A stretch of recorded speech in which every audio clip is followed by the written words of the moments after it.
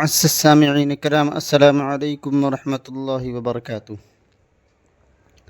کچھ دنوں بعد ہمارے ملک عزیز میں 76ویں آزادی کا جشن منایا جائے گا، لیکن سوال یہ ہے کہ کیا ہم آزاد ہیں؟ آئے دن مسلمانوں کی نسل کشی کی دھمکی دی جاتی ہے۔ ٹیررزم، پتھر باز، دہشت گرد جیسے الفاظ کو مسلمان کے ساتھ خاص کر دیا جاتا ہے۔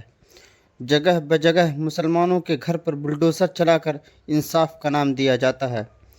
ایک طرفہ مسلمان نوجوانوں کو بہانے سے قید کیا جاتا ہے اور ہمارے قوم کے بے شمار بہنوں کو پراسرار طریقے سے غائب کر دیا جاتا ہے۔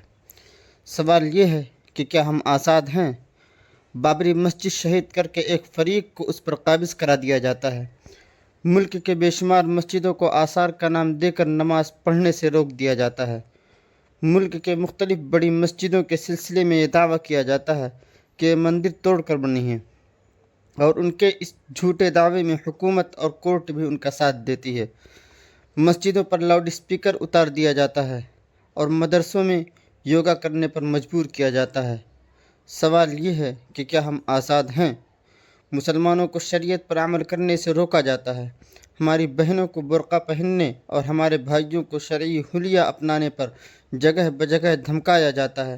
موب لنچنگ کی جاتی ہے، طلاق ثلاثہ پر پابندی لگا دی جاتی ہے، اور اس وقت مدارس کو بند کرنے کی سازش اور پلاننگ کی جا رہی ہے، اور اس کے علاوہ بے شمار چیزیں ہیں جو اس وقت ملک ہندوستان میں ہو رہی ہیں۔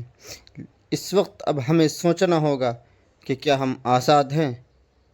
آپ اپنی رائے کا اظہار کمنٹ باکس میں ضرور کریں کہ کیا ہم آزاد ہیں۔ والسلام علیکم ورحمۃ اللہ وبرکاتہ۔